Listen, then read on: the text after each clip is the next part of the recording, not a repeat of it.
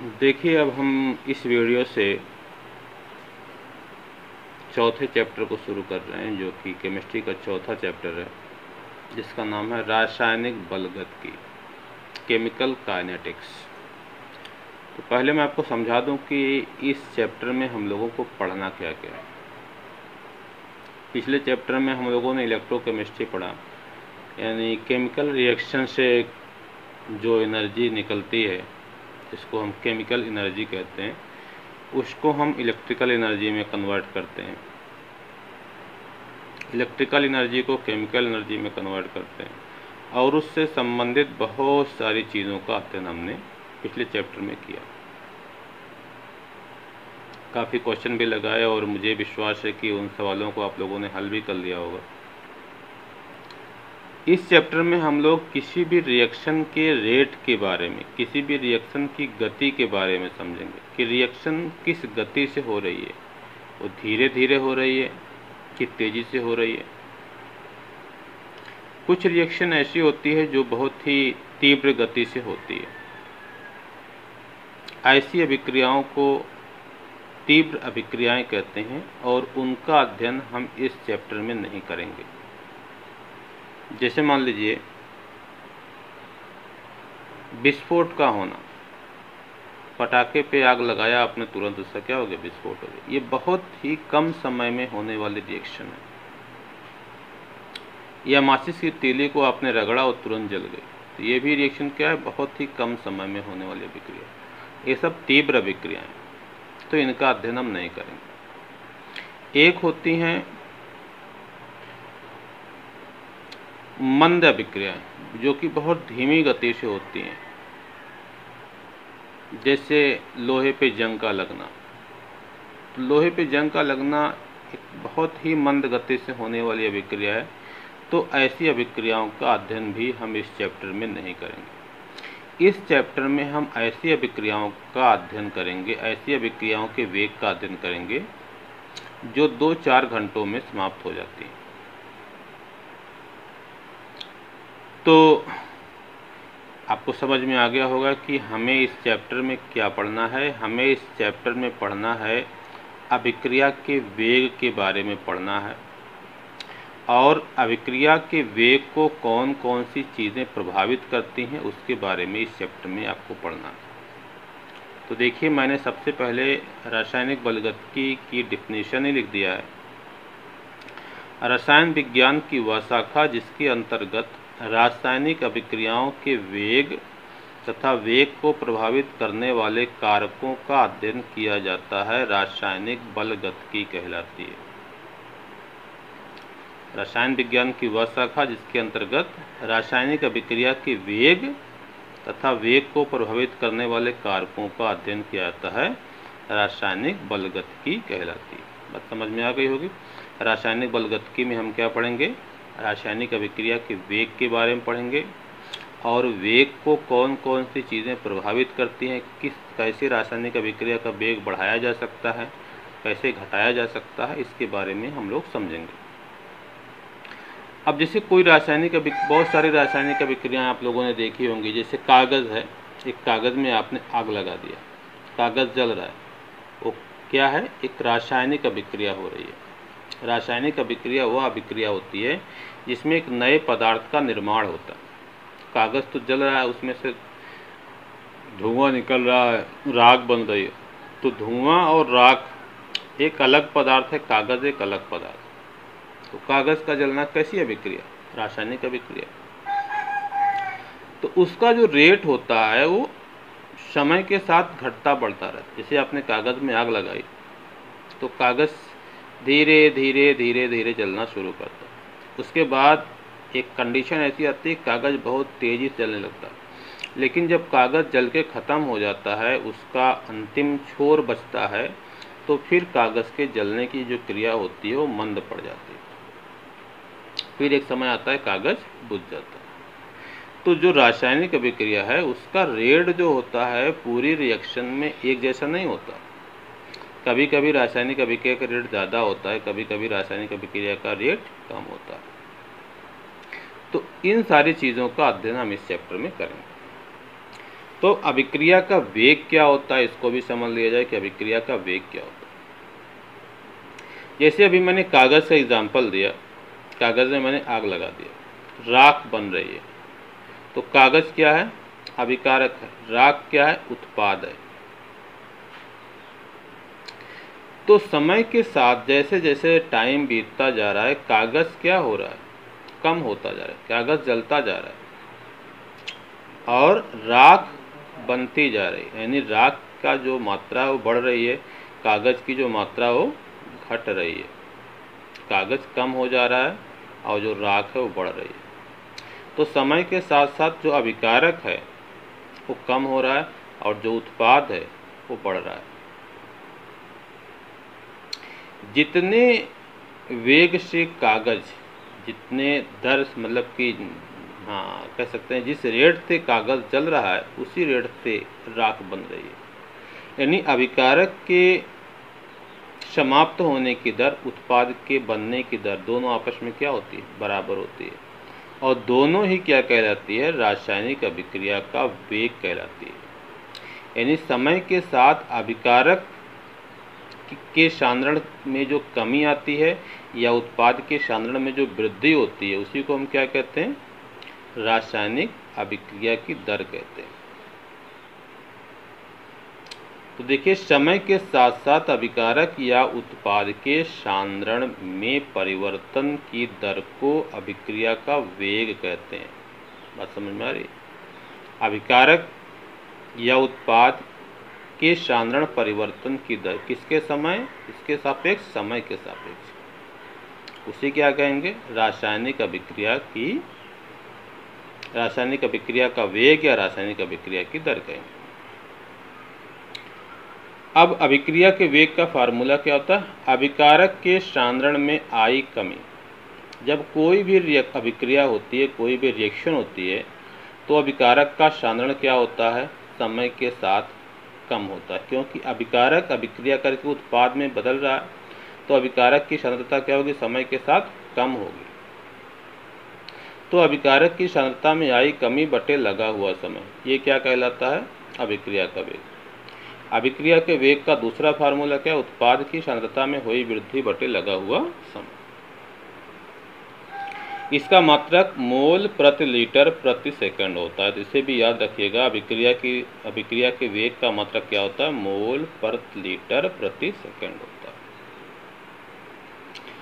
तो ये चीज़ आपको समझ में आना चाहिए कि अभिक्रिया जब होती है तो अभिकारक की सांद्रता में कमी आती है और उत्पाद की सांद्रता क्या होती है, बढ़ती है।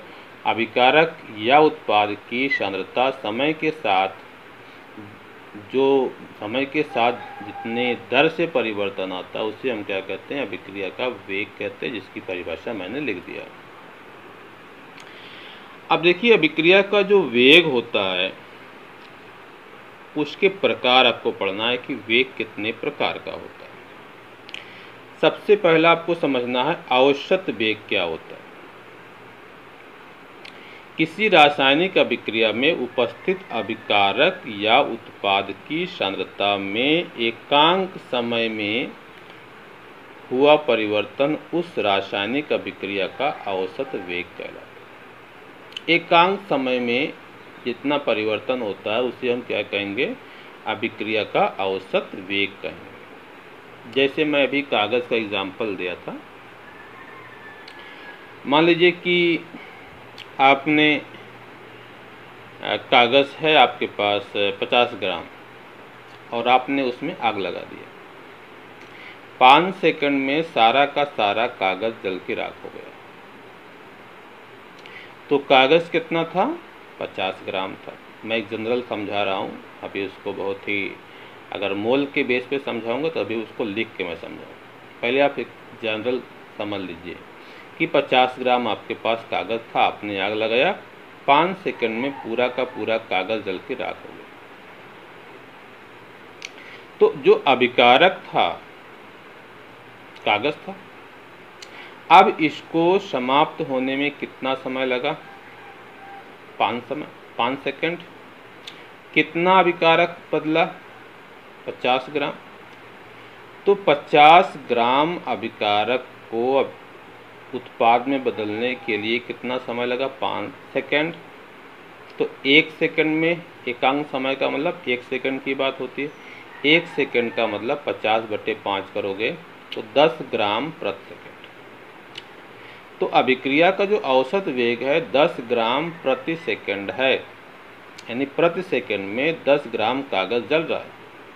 लेकिन ये एक औसत वेग है, औसत तो आप समझ ही रहे होंगे। ऐसा नहीं कि आग लगाते ही 1 सेकंड में 10 ग्राम कागज जलना शुरू कर दिया गया था, ऐसा नहीं होगा। आग लगाई गई होगी तो कागज धीरे धीरे जलता था। उसके बाद कुछ समय के बाद कागज के जलने की दर क्या हुई? बढ़ी होगी, तेजी से जला होगा। फिर आग धीरे धीरे बुझी होगी, लास्ट में कागज के जलने की दर एकदम कम हुई होगी। बातें आपको समझ में आ रही हैं? तो ये टोटल का टोटल क्या कहलाता है? औसत वेग, यानी उत्पाद में कुल हुआ परिवर्तन बटे कुल लगा समय, या अभिकारक की सांद्रता में आई कमी बटे लगा समय, या उत्पाद की सांद्रता में हुई वृद्धि बटे लगा समय। तो हम इसको भाई, जब कागज जला 50 ग्राम तो उससे राख बनी, तो चाहे हम राख की द्रव्यमान में समय से भाग देंगे तो भी हमें अभिक्रिया का वेग मिलेगा, और जो अभिकारक है उसके द्रव्यमान में समय से भाग देंगे तो भी अभिक्रिया का वेग मिलेगा। दोनों बराबर होंगे, क्योंकि आप लोगों को पता है द्रव्य संरक्षण का नियम कि द्रव्य को ना तो हम नष्ट कर सकते हैं ना तो उत्पन्न कर सकते हैं। तो जितना अभिकारक का द्रव्यमान होगा उतना ही क्या होगा? उत्पाद का भी द्रव्यमान होगा। बात समझ में आ रही नहीं आ रही? तो अगर 50 ग्राम कागज जल रहा है 5 सेकंड में, तो जो उत्पाद बनेगा वो भी क्या होगा? 50 ग्राम ही बनेगा 5 सेकंड में। अब आप सोच रहे होंगे कि भाई कागज़ का वेट तो ज़्यादा होता, राख का जो वेट होता है वो कम होता है। बात सही है, लेकिन उत्पाद में राख ही नहीं बन रही है, उसमें से धुआं वगैरह भी निकल रहा है। तो वो जो गैसें निकल रही हैं, जो धुआं निकल रहा है, जो सब कुछ निकल रहा है, आप उसको अगर जोड़ेंगे उसका द्रव्यमान तो 50 ग्राम आ जाएगा। यहाँ पर अभिकारक और उत्पाद की बात हो रही है। जितने रेट से अभिकारक समाप्त होता है उतने ही रेट से उत्पाद बनता है। तो अभिक्रिया का वेग हम अभिकारक से भी निकाल सकते हैं, उत्पाद से भी निकाल सकते हैं। अभिकारक की सांद्रता में एकांक समय में आई कमी या उत्पाद की सांद्रता में एकांक समय में हुई वृद्धि को हम क्या कहेंगे? अभिक्रिया का वेग कहेंगे। औसत में क्या होता है? जैसे अगर समय काफ़ी ज़्यादा है तो हम औसत और ताक्षणिक ये सारी चीज़ें आप फिजिक्स में भी पढ़ते होंगे। जैसे मान लीजिए कोई गाड़ी है, आपने मार्टिनगंज से स्टार्ट किया, आपको बरदा जाना है, दूरी मान लीजिए कि 15 किलोमीटर है, मुझे तो एग्जैक्ट नहीं पता है। 15 किलोमीटर दूरी जाने में अगर मान लीजिए आपको 20 मिनट का समय लगता है, तो जो 15 किलोमीटर टोटल दूरी है आप उसमें 20 से भाग देंगे तो आपको किलोमीटर प्रति मिनट क्या मिलेगा? औसत चाल मिलेगी। लेकिन आप देखिए, आप पता करिए, आप सोचिए कि क्या गाड़ी एक रफ्तार, एक कांस्टेंट वेग से गई है? नहीं, कांस्टेंट से नहीं गई है। जहाँ पर भीड़ भाड़ हुई होगी वहाँ पर आपने वेग कम किया होगा, जहाँ पर रास्ता खाली रहा होगा वहाँ पर वेग बढ़ाया होगा। तो कांस्टेंट जो आप दूरी तय कर रहे हैं उसमें हर जगह वेग कांस्टेंट नहीं, उसी तरीके से रिएक्शन का भी जो रेट होता है वो स्थिर नहीं होता है। लेकिन अगर हम टोटल जितना उत्पाद बना है उसमें समय से भाग देते हैं तो हमें क्या मिलेगा? औसत वेग मिलेगा। लेकिन जैसे गाड़ी ये जा रही, किसी ब्रेकर को क्रॉस कर रही, उस पर्टिकुलर समय में गाड़ी का जो वेग होता है उसे क्या कहते हैं? तात्क्षणिक वेग कहते हैं। उसी तरीके से अगर किसी क्षण विशेष पर जो अभिक्रिया का वेग होता है उसे क्या कहते हैं? तात्क्षणिक वेग कहते हैं। तो औसत वेग तो आपने समझ ही लिया होगा। किसी रासायनिक अभिक्रिया में उपस्थित अभिकारक या उत्पाद के सांद्रण में एकांक समय में हुआ परिवर्तन, एकांक समय में हुआ परिवर्तन उस रासायनिक अभिक्रिया का औसत वेग कहलाता है। अब थोड़ा सा ध्यान से आपको समझना है। यदि अभिकारक R तथा उत्पाद P, अभिकारक का मतलब इसको इंग्लिश में रिएक्टेंट कहते हैं, तो उसको हमने कैपिटल R से लिया है। उत्पाद प्रोडक्ट है, इसको हमने P से लिया, तथा T1 और T2 समय पर अभिकारक और उत्पाद की सांद्रताएं R1 P1। T1 पर जो अभिकारक की सांद्रता वो R1 है, उत्पाद की सांद्रता P1 है। T2 पर अभिकारक की सांद्रता R2 है, उत्पाद की सांद्रता P2 है। तो डेल्टा T बराबर क्या होगा, T2 minus T1। Delta R बराबर होगा R2 minus R1। Delta P बराबर होगा P2 माइनस P1। अभिकारक के सापेक्ष औसत वेग। तो देखिए अभिकारक जो है, रिएक्टेंट जो है, वो शुरू में क्या है, उसका जो वो मात्रा है वो R1 है, बाद में क्या हो गई, R2 हो गई। समय कितना लगा, डेल्टा T लगा। तो अभिकारक की सांद्रता में कितना परिवर्तन आया, डेल्टा R। समय कितना लगा, डेल्टा T। चूंकि अभिकारक समय के साथ घट रहा इसलिए यहाँ पर माइनस का निशान भी लगेगा। तो अभिकारक के सापेक्ष औसत वेग जो होगा डेल्टा R बराबर बटे डेल्टा T, और आगे क्या लगेगा, माइनस R। डेल्टा R क्या है, अभिकारक की सांद्रता में आया परिवर्तन, कमी नहीं कही है बल्कि परिवर्तन कही है, और डेल्टा T क्या है, लगा हुआ समय। उत्पाद जो है वो समय के साथ बढ़ रहा है, तो उत्पाद कितना बढ़ा है, उत्पाद की सांद्रता में कितना परिवर्तन आया, डेल्टा P आया।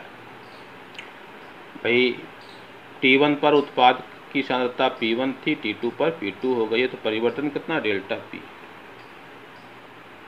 उत्पाद के सापेक्ष अभिक्रिया का जो औसत वेग है डेल्टा P बटे डेल्टा T हो जाएगा। P को हमने कहाँ लिखा है, बड़े ब्रैकेट में, तो ये बड़े ब्रैकेट में क्या बताता है, सांद्रता।